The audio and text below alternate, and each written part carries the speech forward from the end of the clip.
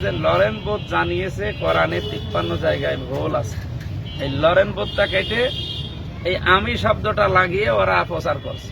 মানুষের আসলে যদি খেয়ে কাজ থাকে, আমি বলেছি যে টনি বেলোয়ারের শালিকা লরেন বোধ, এই মহিলা আমেরিকা থেকে এই তেহরান বিমানবন্দরে আসে ইরানে।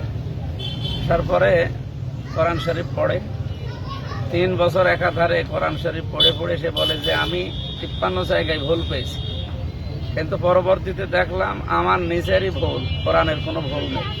এই কথাটা আমি বলেছিলাম যে লরেন বোধ জানিয়েছে কোরআনে 53 জায়গায় ভুল আছে।